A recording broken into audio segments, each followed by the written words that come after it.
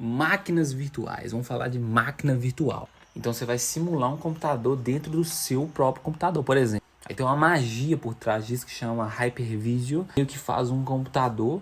E esse computador, ele acha que ele é o computador de verdade da situação. O supervisor que é responsável por isso, o que ele faz? Ele meio que cria componentes de hardware fictícios virtuais para que essa máquina acredite que ela tem esses componentes. Entendeu? Mas onde é que ele pega isso? Ele pega do seu computador. Então ele vai pegar um pedacinho do seu processador, um pedacinho da sua memória RAM, um pedacinho do seu armazenamento e vai fazer ali, vai montar um computador virtual dentro do seu... Mas é tudo falso, ele está dentro de uma Matrix, entendeu? Você pega e instala um sistema operacional dentro dele. Entendeu?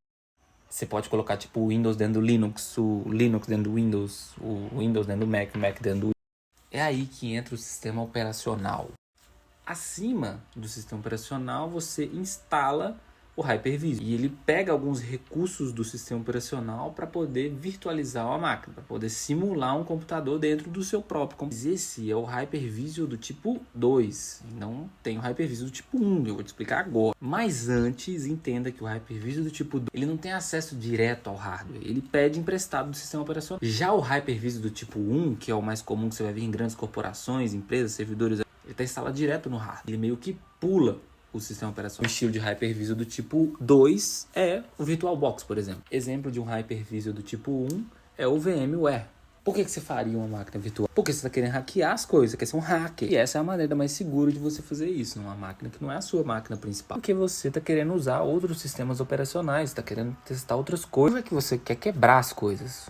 Literalmente, você pode fazer o que você quiser com a máquina virtual. Você pode estourar o sistema operacional e tá tudo bem, é uma máquina virtual. Depois você só fecha a janela e seu computador tá intacto. Chega de enrolação e vamos direto para a coisa que você vai precisar de um computador. De verdade. É importante falar que esse computador tem que ser um pouquinho potente, afinal você vai pegar componentes emprestados desse computador. Mas o seu computador está usando esses componentes, então você tem que ter o suficiente para ele funcionar e para você emprestar para uma máquina virtual. A coisa que você tem que ter em mente é que sistemas operacionais eles têm dois tipos, né? Tem o 32 bits e tem o 64 bits. Você não precisa saber o porquê disso agora, você só tem que entender que se você for utilizar sistema operacional do tipo 64 bits, você vai precisar ativar a virtualização na BIOS do seu computador, que eu vou explicar. Mas se você quiser só usar 32 bits, desconsiderar o 64, tem problema. Você pode fazer assim também. Aí você só pula o próximo passo. Só que na hora que você estiver configurando a sua máquina virtual, você tem que ter certeza que você está instalando as imagens 32 bits. Mas se você quiser dar suporte para os dois tipos, vem com... Você vai desligar o coitado e vai ligar apertando muito o F2 da sua máquina ou delete, depende de cada máquina. Para entrar nisso aqui, você vai precisar ir lá em avançado e vai ter que ativar os serviços de virtualização. No meu caso é esse aqui. Está habilitado, mas aí você vai ter que saber qual que é o da sua máquina. Essa configuração de BIOS é diferente para cada computador, então você vai ter que literalmente saber como que funciona a sua. Só ir no GPT e você vai precisar salvar essa configuração aqui. Você pode ir tanto em Exit, que é sair, e aí salvar as mudanças, ou então você usa o atalho que está escrito aqui, salvar e sair, F10. Pronto, meu chapaquinho. Aí você já tem que começar a instalar o sistema operacional que você quer colocar nessa máquina. Vai pesquisar o nome do sistema operacional que você quer baixar, ISO, download. Ignora o conteúdo patrocinado e vai direto para o site oficial. Imagens do instalador, rola para baixo, instalador, e já começou a baixar. Agora a gente vai baixar nosso hipervisor do tipo 2, que vai ser o VirtualBox. Dá um Google, VirtualBox. Ignora, vai pro Oracle. Tem algumas opções aqui, como eu tô no Windows, eu vou escolher Windows.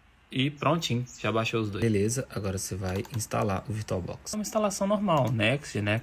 Acredita no que você acreditar e vai. Ele vai fazer algumas coisas, sim, next, instala.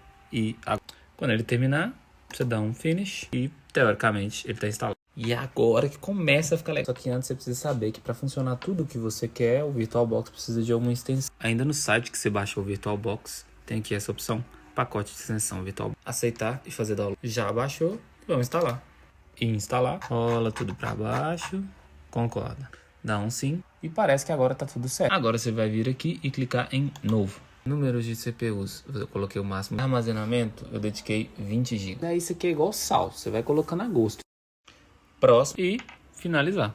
E a essa altura você já teria que ter uma máquina como essa. Também é importante falar que essas configurações que eu coloquei foi um exagero, né? Não precisa de tudo, principalmente se você quiser subir mais de uma máquina virtual ao mesmo tempo. Mas não tem problema que depois você consegue configurar isso de novo. Eu vou te mostrar. Para isso você vai precisar só vir em configurações, sistema, e aqui em placa-mãe você consegue diminuir a memória RAM.